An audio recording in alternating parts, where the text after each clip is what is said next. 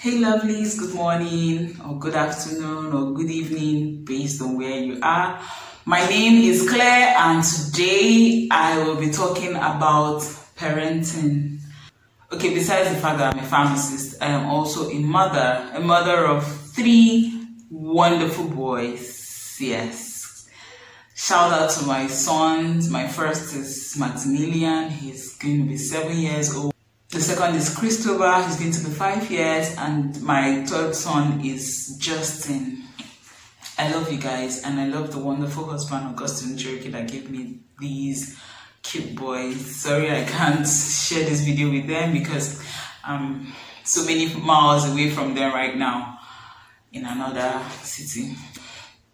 I'll be sharing 5 tips on raising boys.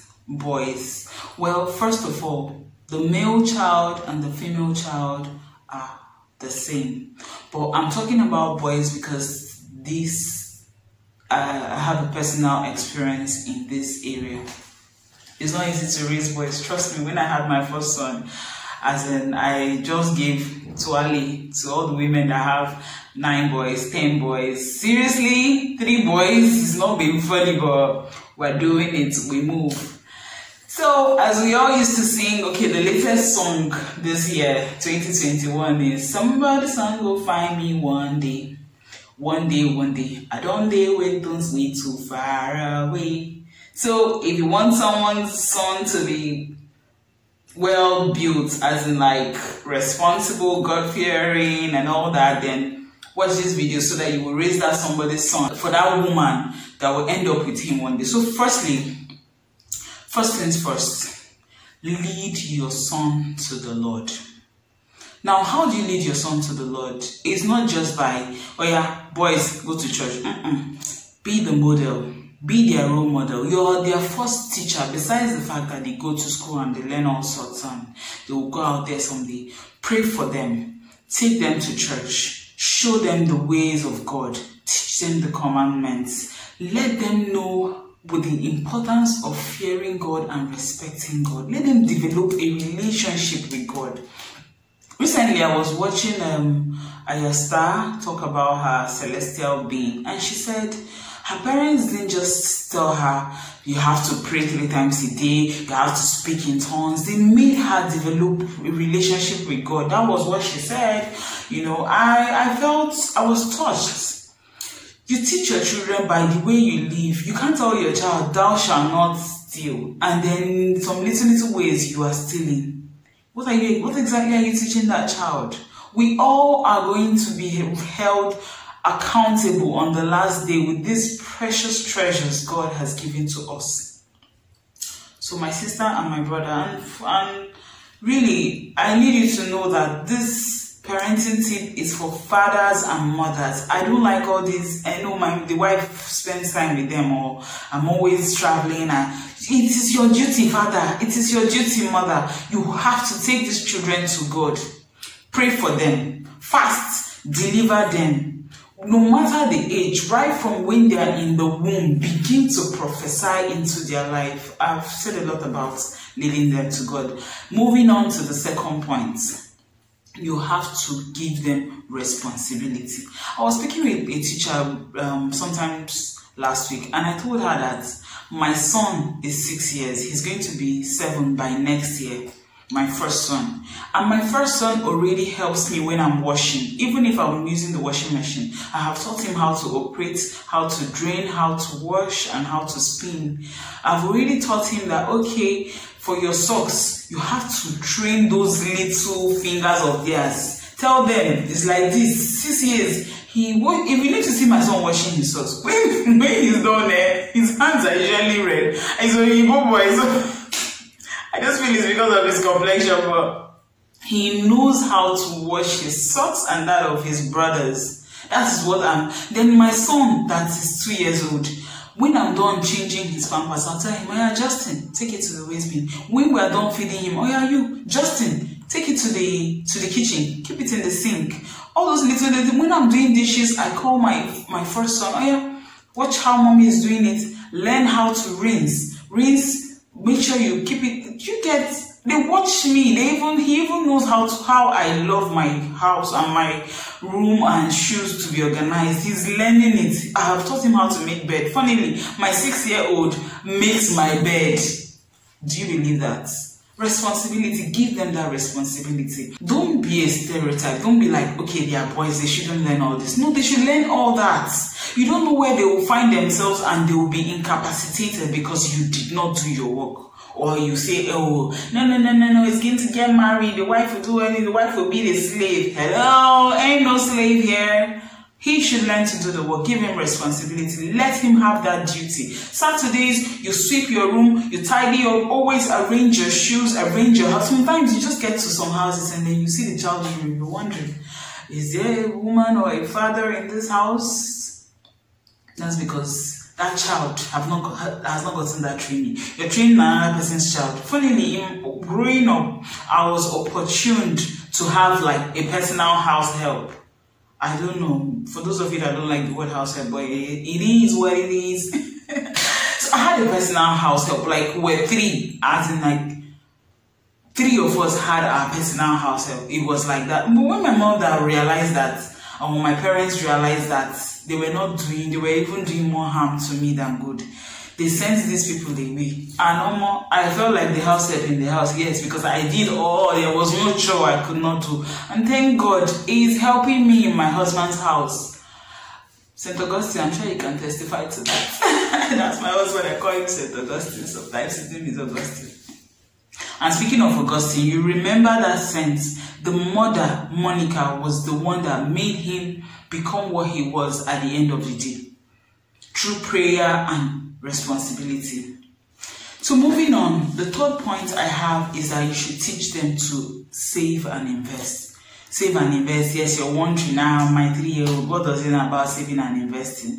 Okay, give him just chocolate and biscuit. Don't teach him healthy eating. Don't give him healthy stuff to eat. Just tell him, no. When you grow, you make that decision yourself. When he grows and there's someone be telling him needs and wants, liability and assets, you'll be like, nobody ever told me that.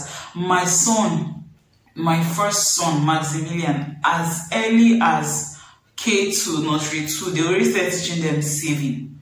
Different ways of saving, why we should save. And each time I do revision with him, each time we're revising his schoolwork, he'll be like, saving helps to keep things for future use. And that's the same way gradually you start telling them, okay, mommy and daddy, we earn money from business, from working, and then when you earn money, you have to invest some, save some. By investing, your money works for you.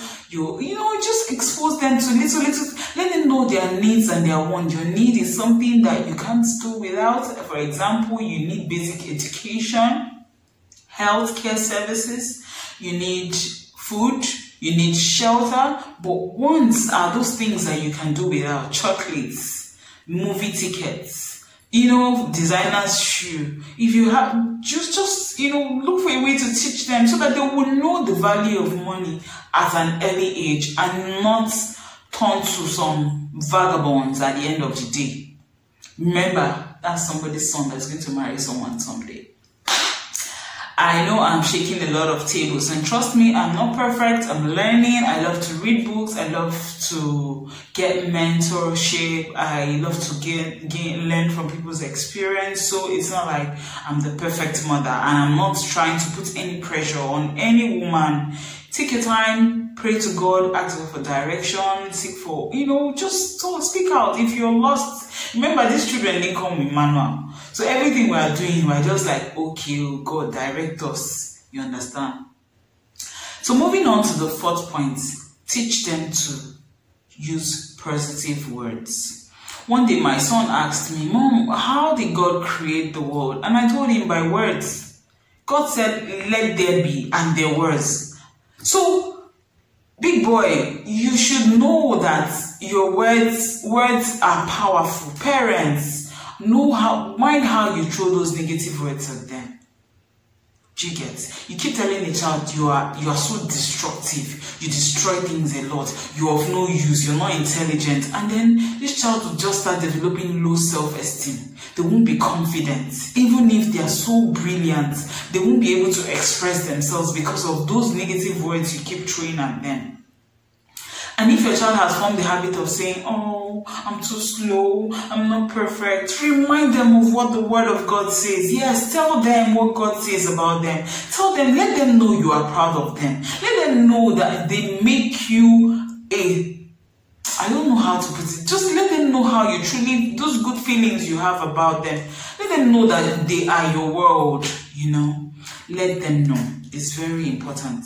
And some ways you can incorporate these positive words into your life is, okay, I have an assignment for you. Firstly, model it. Be the model. Give them an assignment to give you 5 positive words about a member of the family, maybe themselves or your, you know, any of your relations. Just tell them to give you 5 positive words about that person.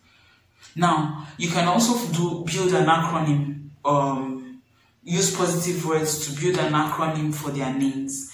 Like, okay, my son's name is Max. N stands for marvelous. Max is marvelous. Max is awesome. And Max is excellent. Yes, I threw away the E. He's excellent. That boy is super helpful. All my kids. So let them know. Let them know what you feel about them. And with regards to taking them to, you can even taking them to God. You can you know, build an acronym from Bible verses using their names, so that they will have these verses, these positive words at their fingertips and not be swayed, especially when they have to go out there to the university or to secondary school. They don't have to succumb to peer pressure. Parents, mothers, fathers, we have a lot to do. And if you're a single parent out there, my heart goes out to you. I wish you all the best. Pray and commit these boys into God's hands. And once you get your sons, my mother-in-law, she raised her boys well, as in like her sons are awesome. And lastly, I'll be talking about teach them to express themselves. Yes. Don't use those words like don't be girly, man up. What is that? If you've not checked my video on depression, please check that out.